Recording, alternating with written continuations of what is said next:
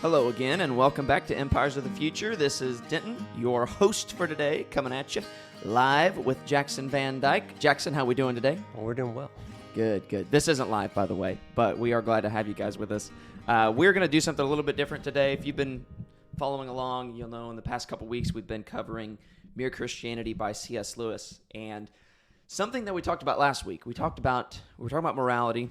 We're talking a little bit about kind of natural law, which we started on a couple weeks ago as well, and the conversation kind of spurred a further conversation with me and Jackson, kind of post podcast, about sort of the value that we can find in what C.S. Lewis calls good dreams. I think is what he calls them. That is like even in society, in the world around us, we can see sort of remnants, if you will, or cues of the fact that we were created by God and that we were endowed with a certain morality, with a certain understanding of right and wrong.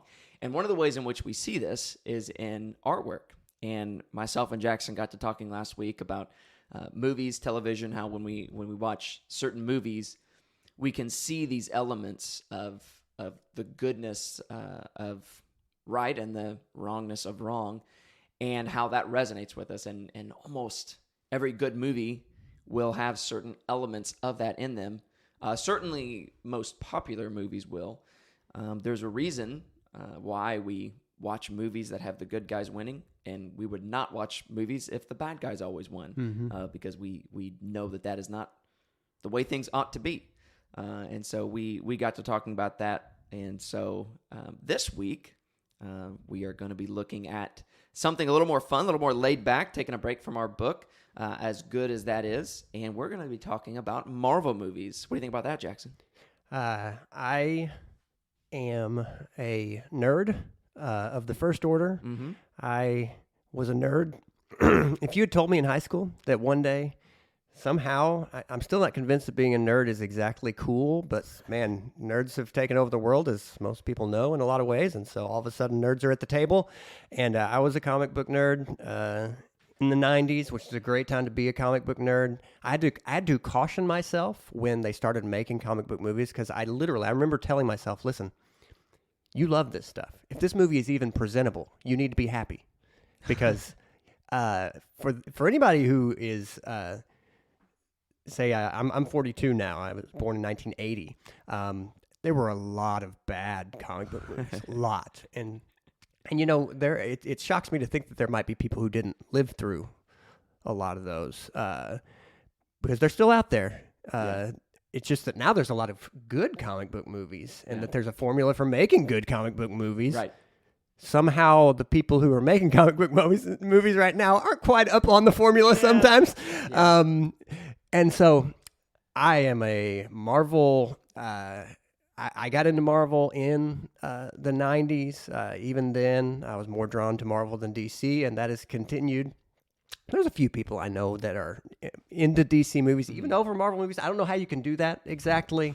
We live in a fallen world. Well, yeah. And if that's not a demonstration of that, I don't know what is. Right. So I have ridden the wave of lowering my expectations, and then some of the things we'll talk about today to go, wow, some of my expectations turns out didn't have to be lowered. There have been some really good Marvel movies. Yeah. So what we kind of want to do today is we want to talk about, Jackson and I have both prepared, considered what is our, now there is a distinction between favorite Marvel movie and Marvel movie that we think has kind of the most profound moral messages in it, that we as Christians look at and see. That is a picture of the fact that we were created by God and we were endowed with a moral understanding. Though it is skewed by sin, and we recognize that, even still we see the fingerprints of our Creator on the fact that there are things that are valued as good, there are things that are valued as bad universally, and we see that reflected in Marvel movies. And some of you, if you're fans of Marvel movies out there, you probably immediately have certain things that come to your mind that remind you of this. But Jackson and I have both selected what we consider to be our favorite Marvel movie as far as how it portrays a good moral concept. And so we're going to talk about that. But before we do, what would you say is the worst comic book movie that you've ever seen? You did grow up through like the 90s, and so there were some bad ones. Yeah. What's the worst one? Probably something like Punisher, Warzone, Blade 3. Whoa. So there are, if I were doing a tier list, it would be pretty easy to start populating the F category. Yeah. In terms of the Marvel Cinematic Universe, I think Iron Man 3 is Sure. is the lowest for I me. think I would agree with that. Well, and I know there are popular ones to really put down there, like Thor 2, Thor: The Dark World is it's not good. It's for my tastes, plot matters a lot, and characterization. Does this character behave? They make sense, and so for the MCU, I would put Iron Man 3 as the lowest. What would you say? Yeah. So we kind of early on when we were talking about doing this, we limited our selections up to Endgame. So if I'm limiting myself from whatever was first, was Iron Man first or was Incredible Hulk first? They came out the same year, actually. Iron Man, I believe. Yeah.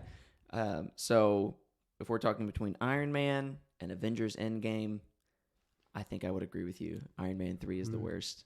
And I would probably say the next worst was Captain Marvel. No, that's after Endgame. Yeah, they came out after Endgame. On the timeline, I guess it's before, because it's like back in the 80s or 90s, whatever. But, okay, well, then I would agree with you. Yeah, your exact assessment. Iron Man 3 is my least favorite, and then Thor 2. Yeah, as far as like old Disney movies, old like Marvel or comic book movies, I think probably the worst one I remember seeing was Catwoman with Halle Berry. That one's pretty legiondary as far as how bad it is. I actually haven't seen that. I trusted people. I just said, okay. Yeah. I've seen, I've seen, when you've seen some bad DC movies, it's so disheartening. And you go, I don't want to see anymore. And I'm not trying to exalt and hate here. I don't want to just... Something's not right there, and I don't want to jump on the bandwagon of even watching that movie, because I'm convinced what I've heard, it's like, okay, it's probably not great. Yeah, that's right. I tell you what's funny, and it's because it takes multiple things to make it a bad movie. I think about a movie like X-Men, which I think is the first X-Men. Yeah, the first X-Men, which I think is a great movie, but I think has some of the worst dialogue you've ever heard in a movie before. When what's her face? Oh, it was Halle Berry's character. It's Storm. Coincidentally, the same one that is Catwoman. Yeah. That's just unfortunate for her. But when she's about to shock what's his name, Toad, and she's like, "Do you know what happens to a toad when it gets struck by lightning?" And then there's a dramatic pause, and she goes, "The same thing that happens to everything else." And then she zaps him, and I'm like, that was the worst line I've ever heard in my life. And it's so funny that you bring that up, because I have read about that specific line from, is it Joss Whedon that wrote that script? And he said that line was not supposed to be delivered that way. And having been immersed in the whole thing, have you seen the X-Men cartoons from the 90s? No. Okay, no. I would recommend them. Okay. Okay, there is a portrayal of Storm in there, and I can guarantee you that Halle Berry watched that portrayal, because the way she's carrying on Storm has quite a bit of that X-Men cartoon from the 90s, and this very sort of, do you know what happens to a toad? Like the way you can tell she's listened to it. But then Joss Whedon says, no, the way that line was supposed to be delivered is she strikes Toad with lightning, and then the same thing that happens to everybody else.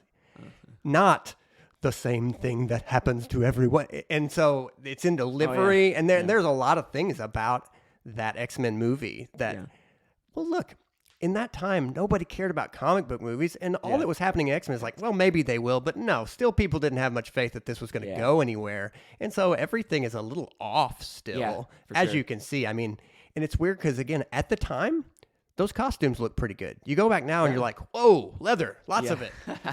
We did a lot of leather early on, and some of the things to commend Marvel movies for, I mean, costume design has dramatically improved, which is one of the very challenging things. One of the other things that is dramatically improved. Look, actors, whatever has happened with actors, they've perfected a method. If they find the right people, that these people can get buff. Oh my goodness. And Well, that sounds like a whole nother podcast. That took right a long there. time to get there too. And Yeah. these are things that, look, part of the problem with turning a comic book into a film is even in the 90s, people were kind of saying, we see you artists, you keep drawing these characters more and more muscle bound. Sometimes they don't even look like human beings that much. Yeah. And so that's a big problem to then move that to a film where they have to look like human beings. Right. Yeah, that's a good point. Actually, I saw something recently about Hugh Jackman when he was preparing for Wolverine and X-Men. Like, he actually didn't quite get into the shape that he wanted to be in for that role. And you look at him in the X-Men or the Wolverine roles he's played since then, and he's always just huge. Yeah, he's really a trailblazer in that. Yeah. I mean, Wesley Snipes was in great shape to play Blade. Yeah. But Hugh Jackman really was a leader in that as well. Yeah. Well, then I have to ask, just before we do move to the meat of it, that simple question of just your favorite Marvel movie, what would you say? Oh, Marvel Cinematic Universe. Yeah. It's going to be an answer that people don't like. Really? I think it's going to be a hot take. My favorite Marvel movies tend to be the funnier ones. Now they've gone overboard. Okay. They've gone overboard since Endgame, I think. But probably Guardians of the Galaxy or Thor Ragnarok. Like Guardians of the Galaxy 1? The original. Yeah, the first one. Volume 2 was great, though, I thought. I thought particularly the way, even though it's a particularly funny franchise, the Guardians of the Galaxy kind of set of movies, when Yondu dies, which I kind of, he's kind of sort of an honorable mention in this whole thing. Yeah, sorry if you've never watched this 10-year-old movie. But, yeah, sure. When Yondu dies and like they have the moment for him at the end, what was halfway expected but they didn't do, which was good, was like ruin that moment with funny. Like there was funny throughout the whole movie. That moment they let just sort of be that moment, which I thought was great and appropriate. So, I would say Guardians of the Galaxy probably number one. I think it's hilarious. I think it's got good action. And people come to movies for different things. Yeah. And so, that's a good take. I'm okay with that take. Thanks. Favorite for me, because and this is the least hot take you can get, because my favorite is Endgame. Mm-hmm. And the reason why is I don't expect in my lifetime to see another movie where you bring together 22 movies in a way that respects pretty much. I know it respects in general everything that happened in the first 22 movies, and then respects the characters. Major characters have an arc that makes sense. These characters were always going somewhere. We respected where that character was going.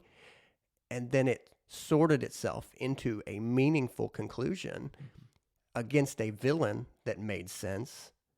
The threat was real.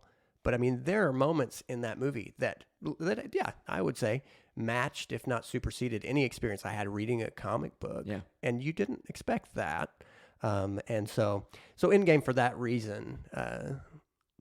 And I would almost like to tie. I mean, you don't have Infinity War. I'm sorry, you don't have Endgame without Infinity War. Yeah. And I like Infinity War. I get why they wanted to do that kind of sprawling. We're going to go around all the past for the first half of Endgame, so that what you see happen there, it is ingenious storytelling. I mean, it is. I would love to know, like, the time that it took. These are some talented people in terms of sorting through everything that happened and asking, questions that I'm thankful that they asked. Like, where were these characters going? Even down to, I can't think of a character that I would say, oh, that was a disservice to that character. I mean, like, characters like Hawkeye get their place, and I mean, moments. This is not easy to do, to have a movie that is that fast paced and still handle meaningful moments happen between so many different characters.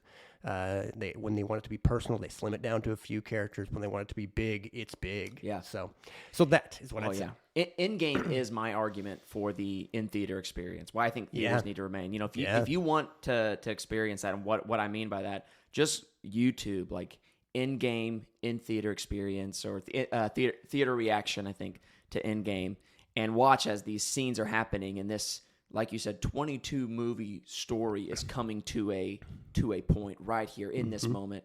Not to mention that is also the point when things are about to be made right, you know, and we're going to talk about that more. But like in that moment, the theater reaction to that was hysteria, joy, excitement, right? You know, rallying, like you felt like you were in that moment, you know, right? And just go watch that YouTube video. There's probably more than one, but YouTube video of the in-theater reaction to Avengers Endgame. It will give you kind of goosebumps, and that's what it was like being in the theater watching that movie, even in theaters that weren't packed. You know, if you went anytime, you know, in the first probably month of seeing that movie to a normal showing, like you're gonna hear reactions in the theater. That's a cool thing. I argue for theaters and the kind of the theater experience, you know, and that's my biggest proof for that. And as those who did not grow up, as neither of us did, with when Star Wars came to exist, when nobody expected much out of Star Wars, and then the things that you've heard about, you know,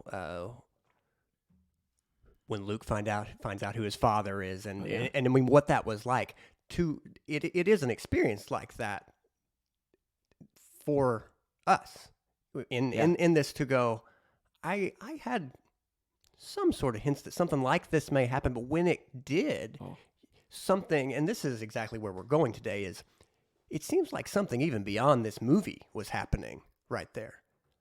Before this happened, I didn't know my heart exactly wanted this to happen, but something that's happening right now is taking me different places. So it's great because there's you know, we could talk all day long. There's so much emotion wrapped up in that movie. Like, you not only have you know, the satisfaction of like evil about to be killed, but you have the reuniting of friends who have been lost for years now, and you have, you know, all this stuff. So great moment. If we haven't sold you on Marvel movies, hopefully we have at this point. We're fans here. You know, if you watch anything between Iron Man and Endgame, it's a pretty good guarantee you're going to watch a pretty solid movie. But with that in mind, specifically what we want to do today is talk about some of the moral themes in our what we find to be the best movies that portray certain themes that we can as Christians look at and go, that is good and that is right and ought to be celebrated, and take time to celebrate that because of how it reflects a good creator and the fact that evil does exist and we long to see evil defeated, right? And many other themes that we could talk about. But I'm going to start with you, Jackson. Do you want to start with honorable mentions? I think we start with honorable mentions. Okay. What is one honorable mention that you didn't end up selecting as your final choice? Right. So it's so important, this element, because we all do instinctively believe in good and evil. And what's odd about it is this is a key driver that if this is handled well, it makes for a good movie. Now, not every movie, the consequences are going to be as huge as they were in, say, Endgame. Right. And so I'm going to bring up a movie that I would say for most people is pretty in the middle of the pack as far as, is it your favorite, is your least favorite? And I certainly get why. So Thor. The original Thor? The first Thor is my honorable mention, because his moral struggle in that movie is he thinks he's awesome. Yeah, pride. And to a degree, he's right. Yeah. But hubris. I mean, it is overreaching pride that he deals with. And he lacks important characteristics. And his father tells him, you aren't all that you think you are. But look, he's not able to grasp that, and he's going to have to go find that out for himself. Now, look, as a spectacle, this movie is certainly lacking, and I would say that's probably the weakest point of it, is he fights at the end, you're kind of going, oh, okay. I don't think this is going to be that meaningful. And then it ends and you're like, yep, that wasn't that meaningful. But I mean, the story of Thor 1 is he going to get over himself? Yeah. And what a useful question for all of us. Yeah. And that is one of the stranger things as I've heard people talk about Marvel movies over the years is, well, look, if what it looks like kind of throws you off because you were never a comic book guy, I get that. Like that matters, the way it looks. Like it's Westerns have a vibe. Comic book movies have certainties about them, and so not everybody's going to get into them. But the character moments and the fact that, look, why we like movies is we get to go along for a ride, and we may or may not learn the lesson that this person learns to some degree, and that's powerful. That's why I think intuitively we're drawn to movies. And so the lesson that he learns is that he can't do everything, and that's huge. I mean, and a lesson that, man, everybody's got to learn, and we are all told it, but we all have to fail to learn it. And it's a grace of God that we do fail sometimes, and especially if we will turn to him and say, okay, maybe I'm not everything that I think I am. Oh, it's hard. I mean, it is extremely difficult. Those moments are not easy, but wow, we have to have them. Yeah, I agree. That is one of them that I considered as an honorable mention. I actually thought about making it my choice because of the theme of pride and humility. The point of the biggest problem with Thor that you see is his pride. Like you said, he thinks he's all that. He thinks he's all that and a box of ho-hos. I mean, the dude is all about himself. And the point his dad, seeks to make and to teach him and ultimately does is that, you're not fit to be king. And the biggest thing that has caused you to be unfit to be king is your pride, your arrogance. That does not make for a good leader.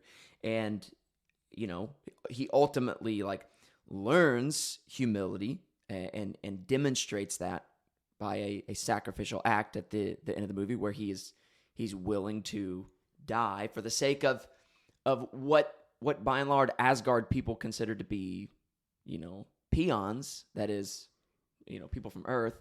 What do they call Earth in that movie? Midgard. Yeah. So people of Midgard, they tend to worship us as gods, Right. But he then at that moment was willing to die for them to allow them to live. And so, that was a demonstration of the humility that he'd learned. I think one of the most powerful points in that movie was when Thor, having been banished to Midgard, learns where his hammer is, and he goes to go and claim his hammer, what he considers to be rightfully his. He's Thor. He's the god of thunder. This is Mjolnir. This is his hammer, right? And the point, one of the things that is a key to the movie is the hammer is only able to be wielded by the one who's worthy. Yeah. And when Thor goes to that site where his hammer is and tries to pick it up and is completely devastated right there in the rain. It was raining on him. It was dark, and this scene is unfolding where he is just met with the reality that he is unworthy, and it was a shock to him. And that was a pretty powerful moment as he just screamed and basically just sat there in the mud, defeated after being unable to pick up his hammer. Good moment in the MCU. Also, the moment where we're introduced to Clint Barton briefly. Right. Hawkeye shows up there, so that's a fun little thing as well. But yeah, great movie. I agree. That is a good honorable mention. Was there anything else you wanted to say about Thor? I'll add one more thing.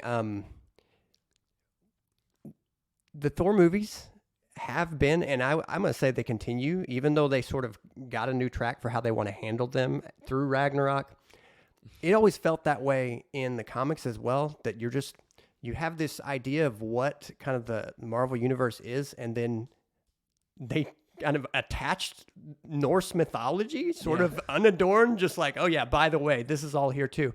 And if you ask, how'd they do that exactly? It's like, that's a great question, because they never were quite sure how that worked. But then this will be a story for a later podcast, but that ties us into what myth is. Yeah. These deep stories that we've heard throughout kind of the history of humanity. And this was the specialization of men like J.R.R. Tolkien and C.S. Lewis and others, that these stories have a purpose. They're given to us on purpose. It's just very funny because this is very, very hard to handle. Yeah. And the way they handle it in Thor 1, and one of the things that is a put off from Thor 1 is it's a high sort of style that they're going after, but the Marvel Universe is usually a very everyday low sort of style. And that doesn't, like, how do you make jokes in a high style when it's all, that's very difficult, very challenging. Yeah. And so I expect they'll continue to struggle. Like what I've seen of Thor, I kind of go, ooh, I don't know if you all know where you're going now, because this is thing B, but you can't just ride this wave forever either. Right. This is a hard character to integrate with all these other characters. Yeah. And so it's fun to watch them try to do that. But wow, that explains a lot of why that movie has shortcomings as well. Yeah, it's a funny little thing too. Like what they do, and I don't know if I guess the credit primarily goes to the comic book writers, so Stan Lee and others, how they kind of created these characters and stuff. But they bring in, Norse mythology in Thor and Doctor Strange. They bring in sort of Eastern mysticism and all of these kind of elements as well. And they don't shy away from that stuff. They are happy to bring all that kind of stuff in. And I think if I were to say is kind of the contribution from the West or sort of the United States, Western ideology, I would say, and this gets to my honorable mention, is sort of the resilience, the individuality, the independence of Captain America. I think Captain America was one I considered for my top choice. Captain America, First Avenger specifically, but you see it in the theme of Captain America throughout the movies. This theme of sort of, honestly, I would say righteousness. Now, when I say righteousness, I'm speaking humanly. I'm not trying to say that he was righteous before God, for he was not, right? But this idea of someone who is impeccable, who is upstanding in their moral character to a fault, who is without spot, without blemish, and this spotlessness, this moral character that is unshaking, is seen as an ideal. It is seen as good and right. And even though throughout the movies they portray like times when his moral convictions, being what they are, become a stumbling block, or even to some seem not good, causing problems, there is a sort of universal understanding that being upright in this way, doing what's right for the sake of doing what's right, is good. This is a good thing. And that's part of what makes Captain America so great, is that no matter what, he does what's right. At least in his own eyes, and he is as firm in his moral conviction. He's not going to be bought. He's not going to be bribed. He's not going to be influenced. He is upright in his moral character to the nth degree. And I think also his resolve. What we see, this sort of catchphrase of his, "I could do this all day," that he says throughout the movies, which I love. I love that kind of resolve. And again, what we see from these things, and why part of what makes him such a likable character, and is that these are good traits: resolve, resilience, determination, righteousness, being upright and upstanding. All of these things are seen as things to emulate, things to attain to. And I think especially in our Western culture, which is why I think he is probably the best sort of picture of Western contributions to these Marvel movies that we see added in. It's more Western than anything because it's written from a Western perspective, right? But he is probably the best sort of sampling of that. Yeah. I mean, I think the character sort of is, what does individualism have to offer? Well, if that individual finds a way to commit themselves to the good with some sort of resolve that is beyond their own capability. I mean, even that's powerful. Yeah. And Captain America is fascinating from the standpoint of he's only comparable, I would think, to Superman in the sense that there's two superpowers that they each have. Yeah. One is the one that everybody focuses on: Captain America, super soldier serum, Superman, Krypton, and everything that comes from that. But then the other one that you will probably not think about for a long time if you read the comics or even if you start watching the movies of each of these characters is, look, without their emphasis on character, this is a completely different situation.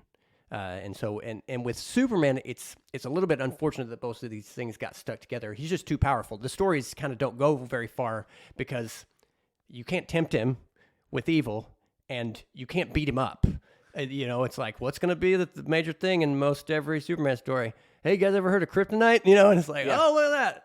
Lex Luthor got a hold of kryptonite. I never saw this story coming. Yeah. But it makes Captain America interesting, and they handled this well as far as, is he powerful? Yes, but he's not Thor powerful. Right. He's not even really, and that's, watching the movie that I will bring up, is he Iron Man powerful? No, he really isn't. Yeah. That's a hot take. That's a hot take. And so his resolve, and this, to understand this character, I mean, look at what happened in Endgame. That endurance was pushed to the absolute limit, and they know the character, and he's still that writing the line, writing the character. I can do this all day against all odds. Yeah. That's why you're sitting there going, this is who this character is. Right. And it speaks to our hearts. We know we need endurance and perseverance. Mm-hmm. We know that you don't come by it easy. We know we're weak. We know we need to strive. Mm-hmm. And the character says to us, yes, you should. Yeah. You should strive for endurance and perseverance. You have to have it. Yep. That's right. And another thing that comes out of that too, like you said, it's this combination that makes him the right leader of the Avengers, because he does come out as the leader of the Avengers, the captain, if you will. And a part of the point, that they're making is that what is a necessary ingredient to make this man the right leader for this group is his moral character. The whole first half of the movie, the first Avenger, Captain America, First Avenger, was a picture of his character. They weren't just going to give this serum to a good person. Right. It had to be the most upright, upstanding, good charactered person that they could find. Yeah. It just so happened that was this scrawny kid from the Bronx, right? Or Brooklyn, not the Bronx. He was from Brooklyn. And so, but what made him so great was not just the super soldier serum, but that, like you said, coupled with his character. It's a similar thing to what we just talked about with Thor, where he was qualified for that place that he was in because of his not simply humility. I think there is an element of humility, but more so moral character. He was upright, right? So that's my honorable mention. Yeah, and I'm sticking to it. Yeah, and I and on these things, before I ask the real question, this realm of honor and shame, questions that we all have about what is honorable, what is worth giving yourself to, what should we be focusing on, that sort of, since we live in an innocence guilt kind of framework, that this is all coming back now, and these movies are enabling us to think about these sorts of things, which are hugely important questions. Yeah, what things are actually, I mean, the root of honor and glory is weight, heaviness in the Old Testament. Okay, what is actually valuable? What is actually weighty and heavy for you to be giving yourself to? What really matters when everything is said and done? And for that reason, I mean, that is exactly what that's why these movies and movies in general are valuable. They allow you to get outside of yourself and to think about what you're giving yourself to in your life, because we're all limited. We only got so many days. We don't know how many. That's overwhelming to us. Mm-hmm. We don't know what we've got. And the time that we have, it goes quick, and we're pouring ourselves out day by day. So what should we give ourselves to? So this is all so valuable for us to be thinking about, and it is. And I had never thought about this until I heard somebody say, this is the primary storytelling means of sort of our culture is through movies, and so this is how we're speaking to each other in a lot of ways, and it is what it is. You accept it because it's what we're doing, and we talk to each other about it. So that's why we like talking about movies so much. Yeah. All right, Denton, so give it to me. What is your favorite movie just in terms of the battle between good and evil? Mine is Avengers Endgame. It's one you've already mentioned. And I think it maybe to a point seems like the easy answer, because in this sort of phase or season of Marvel, it was the conclusion of this great overarching battle between good and evil, right? Mm-hmm. Not that evil is ultimately defeated and there is no evil anymore, right? But this one nemesis, this one character, this one foe who has presented himself and a force to be reckoned with, is ultimately defeated in this movie. There's a few themes from this movie that caused me to select it as my choice. I think the first one is probably the most obvious. It's Iron Man's sacrifice. So the sacrificial nature of Iron Man. And this is a character who I think had really a good character arc through the whole kind of set of movies. Not just the Iron Man movies, but all throughout. You see everything from Tony Stark, from his pride, his arrogance, which never completely goes away through the films. Like, we know that. He is always Tony Stark, right? But you see that being tempered with other things. You see that even still he has a sacrificial nature, a willingness to sacrifice. You even see that in the movie The Avengers, right? Where he was willing to fly that nuclear bomb into the wormhole thing. But you also see throughout the films him dealing with, issues between he and his father, he and his parents in general, but particularly he and his father. And there's even one moment in Avengers Endgame where he gets to sort of reconnect with his father, and this father-son relationship in the movie, which is interesting. In the movies, but in Endgame in particular, especially, we see the importance of the relationship between a father and son and the significance it has on a person's life. I mean, that comes out in Tony Stark's story heavily, and I think that's a good thing to hear, because I think fathers are important, more important than we realize in the lives of children. And so that was a really good part of the story. But then the ultimate end of Captain America, where in that last moment, this is a human being up against a Titan who has the Infinity Stones, and he squares up with him, takes him on, and basically sacrifices him. Not basically, he sort of diverts his attention onto himself, takes a beating for it, so that he can get the stones away from him, and then ultimately sacrifices himself to use these stones in order to win the day and set everything right, and defeat Thanos. And so, man, like when you see that picture of sacrifice, that is a good and right picture, and something we see in Scripture as good and right. In Scripture, we might see it phrased something like, "There's no greater love than this, than one who would lay down his life for his brother." Yep. Right? And we see no greater picture of that than in Christ Jesus himself. Right. We I don't want it to be misunderstood to say that like the Endgame is a Christian movie. That's not the point I'm making. But it is to say things like this sacrifice that we see in Tony Stark is good to be admired, and we admire it because it is a picture that we are wired to admire and to hold as good and right. And it is a picture that we see ultimately fulfilled in the sacrifice of Christ Jesus. Right. It is a good dream that says, hey, what if there was a world where sacrifice mattered, where sacrifice got you somewhere, where sacrifice did good and did an important good that other kinds of good can't do. Yeah.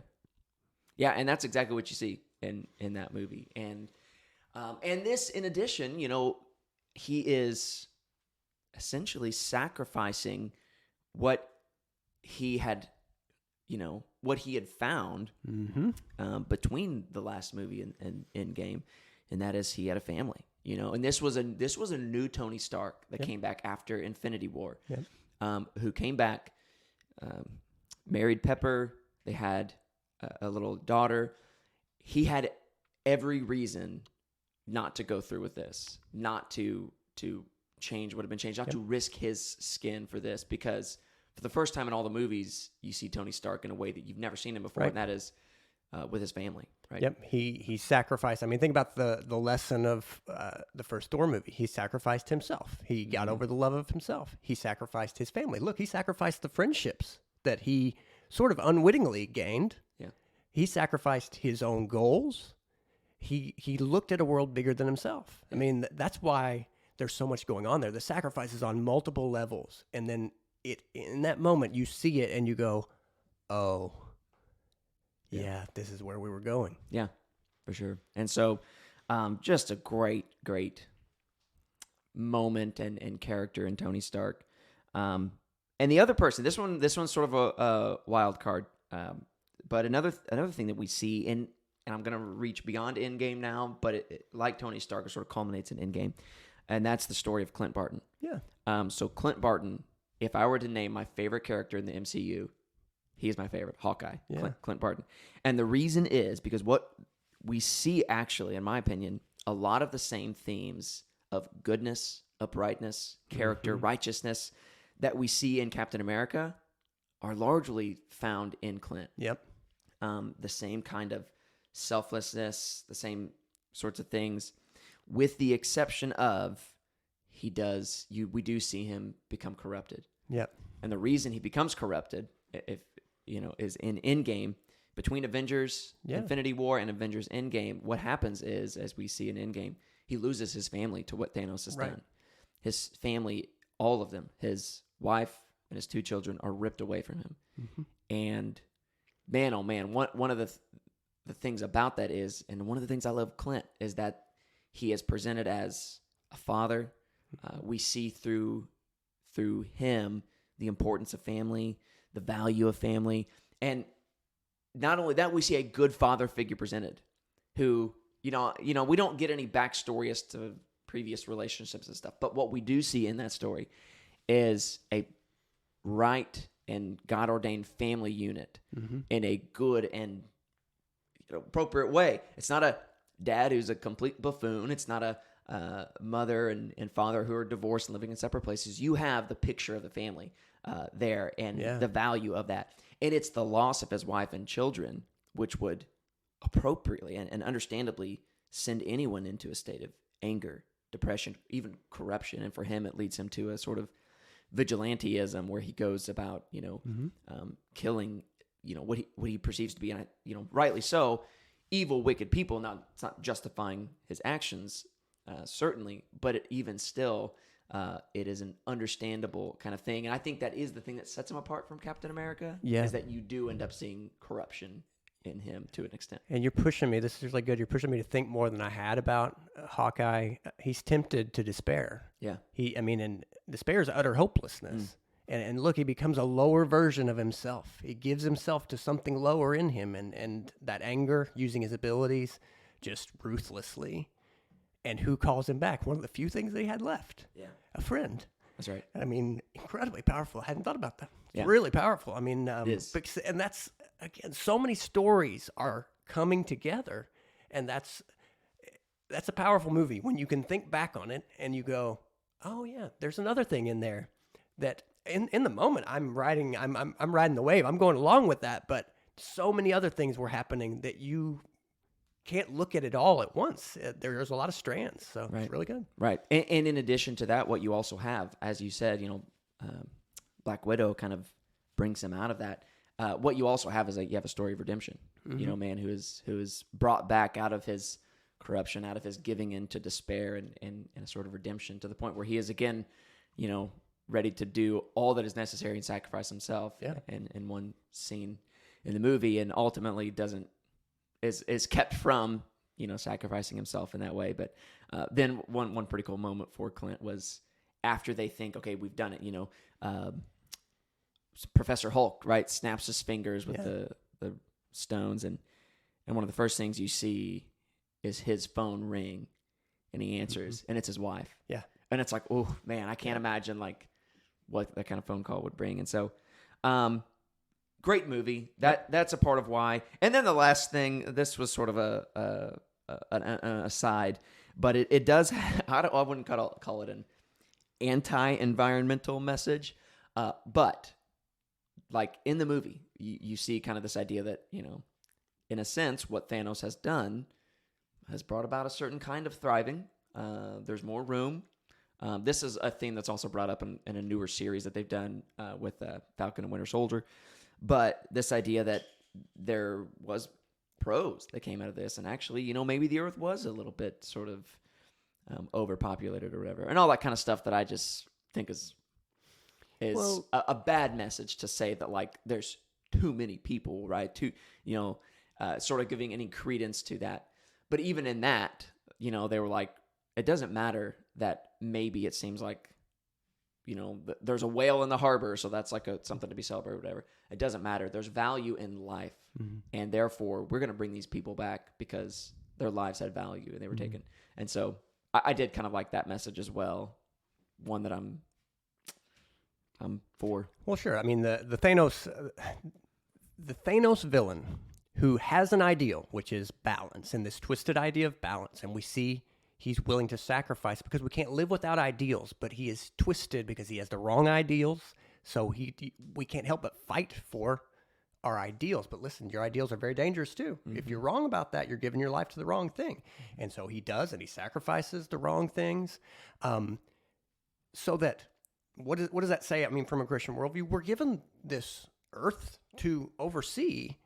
And so, yes, we have to do that. But you can't do end runs and say, well, apparently you all aren't doing it right, so I'm just going to leverage you into, is it a one-child only policy like China tried to do and now is regretting? This is not how it works. Yeah. You cannot twist at fundamental elements of what it is to be human and expect everybody to just roll over and go, okay, well, we'll wait while you do your experiment. Right. It doesn't work that way. No, it does not. So that is the explanation for why Avengers Endgame is what I find to be one of the most one of the best movies in the MCU that depicts like good moral messaging.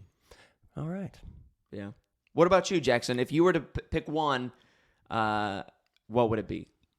So I thought about this. We started talking about this last week, and I think that you could say quite a few things, but I'm going to pick Captain America Civil War. Okay. And largely because I think it asks the right question. That question is, okay, where do we put our hope, though? Yeah. And the question, in a lot of ways, of Captain America Civil War is our hope going to be in individuals who will do their best? Or is our hope in sort of governmental structures or institutions? And look, I mean, this is as old a conversation as humanity, but we're dealing with it in a unique way, obviously, because we are having to live in a world where we can communicate all around the world. So far, the conversation hasn't gotten very far, because in individualistic societies, we tend to just say, well, boy, those institutions, they create all kinds of problems. And it's like, sure, they can, but institutions are just people getting together and saying, these are our aims. In a lot of ways, I think we're just still too impatient to realize that you have to get together with other people and make long-term goals and then be patient for these things to kind of play themselves out. You can't flip over huge problems in a day. And I know myself and I know us, and we're just too impatient for these sort of things. And so that movie, I think, is great from a moral standpoint because that question is so important. Where should we put our hope? I mean, and those are high terms. What do we think will affect change? What do we think? Where should we look for solutions? And I have great sympathy for the Tony Stark side, which basically says, look, individuals make mistakes and errors. Trust me. I know, as he seems to, his position is there. So I'm not saying I see how all this is going to sort itself out, but we need to trust in this institution. Yeah. Now, what's interesting about Civil War, the story, I was out of comics and I did not know the story. And so I saw the movie and then read the comic later, and they handled the story so well. They made it more personal, more involved.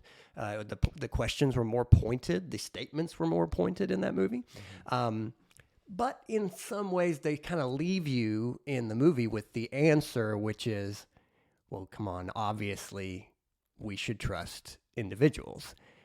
I don't think that that's so clear that, you just, because what are we really saying?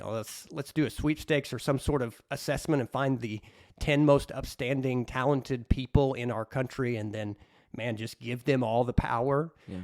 And I just think it's an unexamined sort of statement that the movie kind of comes to, but I think it's the right question, and that's why I'm picking it, because it's hugely, very, very important question is, okay, what is the answer to it?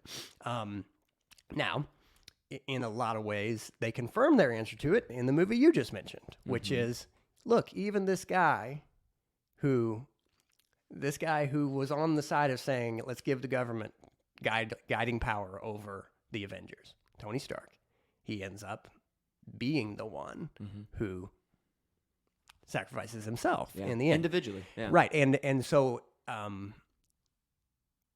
that seems to sell even more of that story. But here's a term that's super important at this point that comes straight out of J.R.R. Tolkien. The term is eucatastrophe, EU and then catastrophe. It's the good catastrophe. And it's a weird term, but it's one of those that when I ran across it and it was explained to me, you've seen this hundreds of times in movies and you love it because here's the thing. What if everything looks like it's going to fall apart and is literally almost within an inch of falling apart? And then somehow, at the last moment, everything works out. Right. That's what we want. Yeah, that's a good movie. But strangely, I mean, it is so strange that we can watch movie after movie where that happens. And we know that day by day our lives don't sort themselves out that way. But still yet, well, for instance, I was in college, I had a creative writing class, and we all had to write stories. It was like kind of the big story. And then we all gave them to each other. It was really a powerful experience. And then we all read each other's stories, and then we talked about them. And I wrote the story about a knight who goes through trials. It was called Trials of Light.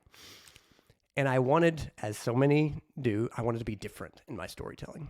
And in my story, the bad guy won. And what was strange about it is, even I looked at it and I went, yeah, all I can say is I wanted to be different. Is it satisfying? No. We all know that day by day, sometimes bad guys win. But something about us, we don't want stories like that. Yeah.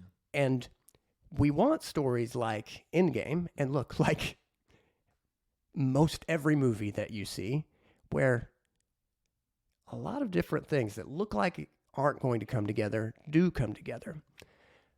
We want to see evil be defeated. We want to believe that. We want to live in a world where ultimately evil is defeated. We want it to our core. Yeah. And I think in a lot of ways our hearts are afraid to believe that we do live in that world. Because look, this has been a theme of Mere Christianity. Look, evil is often powerful. Evil is insidious. It lives more places than you think it does. It's scary that it lives in your own heart. Another Tolkien phrase is, though, what if everything sad is coming untrue? And our hearts are afraid. What if it's not, though? Well, yeah, but what if it is?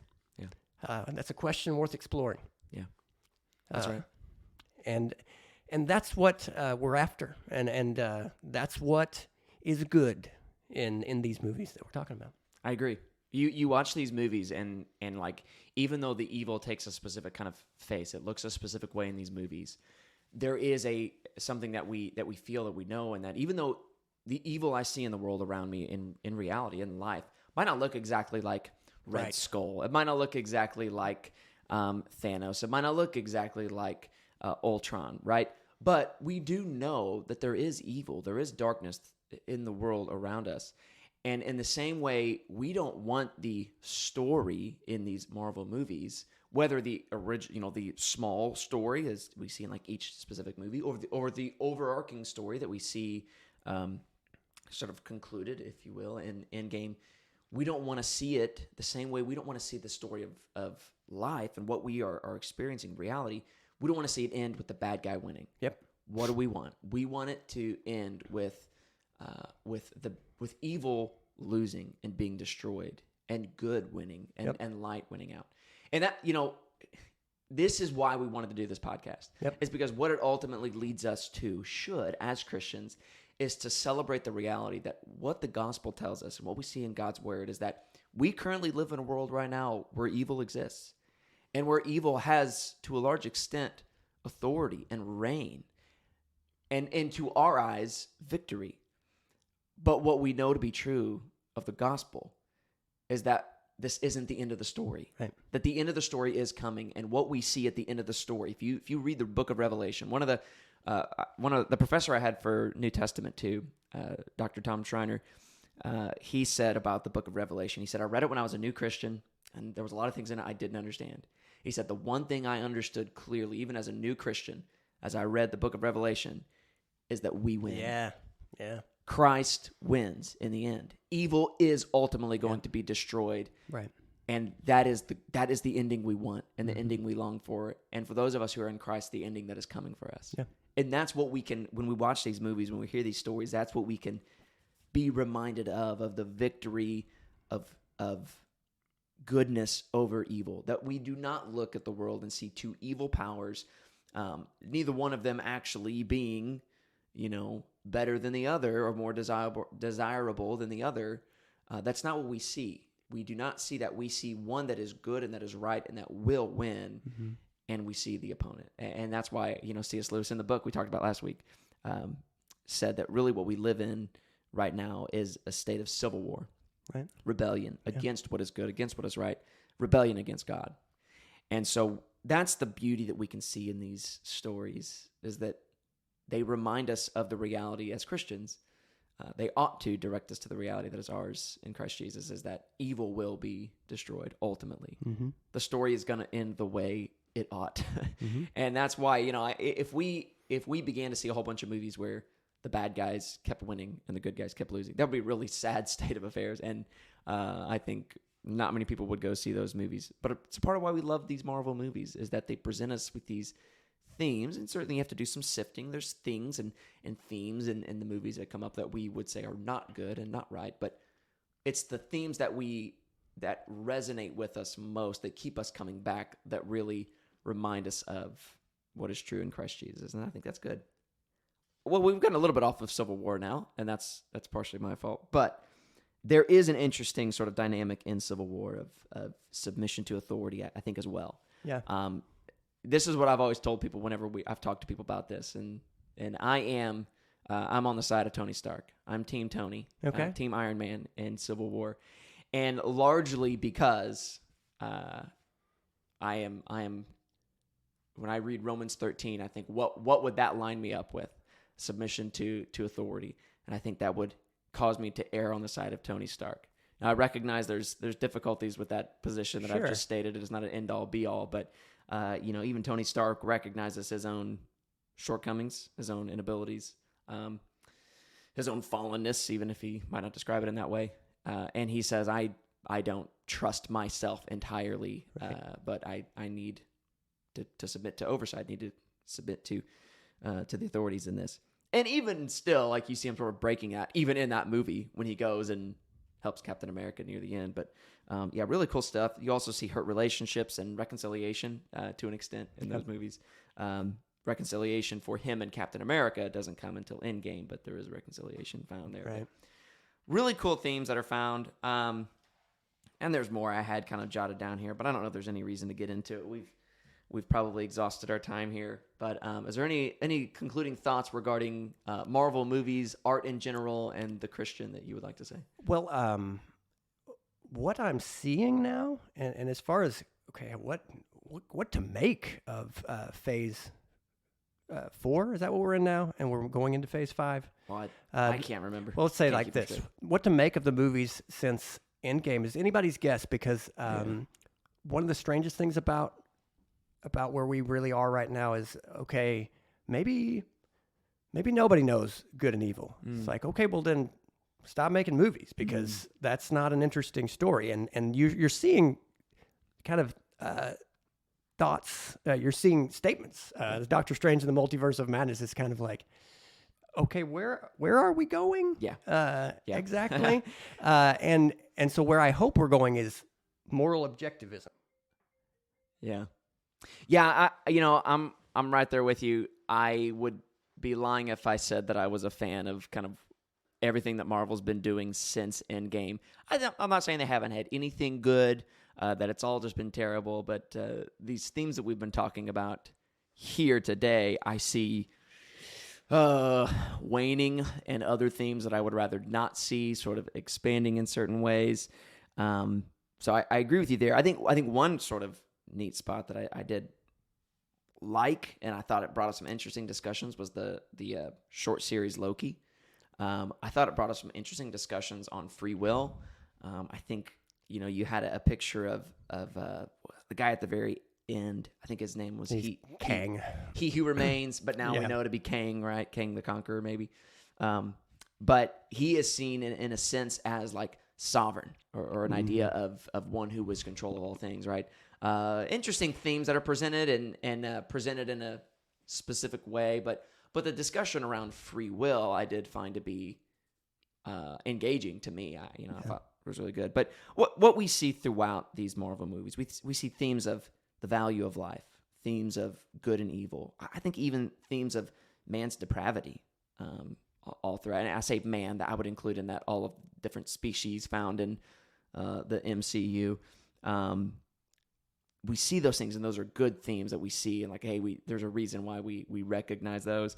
There are things that are absent. We don't see anything like accountability to God, themes of sin or anything like that. And largely what we see throughout the films is that man is able to present answers to man's problems, which we would say, only to a small degree, not very much though, ultimately. Now, I will question. I think there are themes of sin all over the place in these movies. I mean, I guess it depends on how you define sin. But I mean, Tony Stark's lust, do they satisfy him? No. I mean, you never think that. Is betrayal wrong? Certainly. I mean, these are the themes. I think in that way are right there. I mean, being a traitor is not good. Now, are we arguing about who's a traitor? What was specifically? Well, yeah, but again, it's all completely objective. Yeah. The people, the characters are saying, no, I believe you are a traitor, and I'm acting on what I believe. And that is the thing I'm concerned that we might be losing. Yeah. It's not going to be interesting if what we're getting from now on is characters who kind of just walk around going, hey, by the way, I'm really powerful and I'm going to do something. Okay, but why?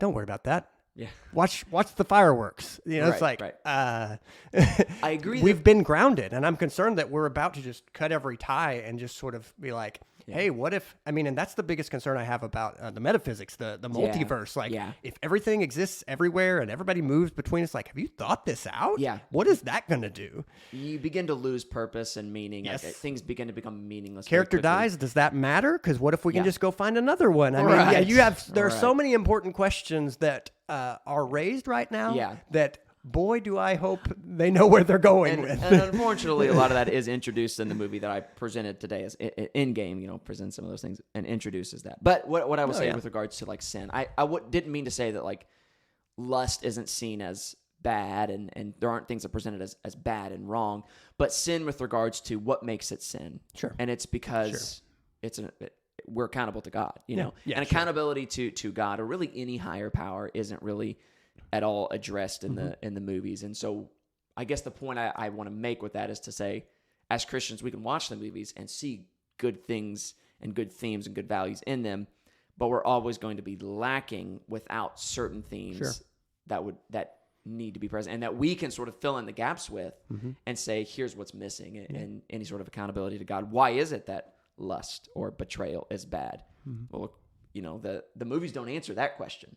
They don't. Right. We can answer those questions, though, from a Christian perspective. And so when I said, themes of accountability to God and sin are lacking, that's kind of what I meant with that. So, well, man, Jackson, I think we've done a good job with this. I didn't expect this to be the podcast that got you emotional. No kidding. The Marvel movie podcast. But you know what? I think it was warranted. I think the themes that we talk about here are heavy and good themes to consider. And it's the theme. It's not just Stan Lee that got Jackson emotional. It's the theme that we resonate with that causes us to emote. And that's a part of art, and what makes good art. And, to all the haters out there, this just goes to prove that Marvel is good art. Yep. Right. So, well, I will leave you guys with that claim right there. Jackson, unless you have anything to add? I don't. Well, then this has been Empires of the Future. And we'll see you in the future.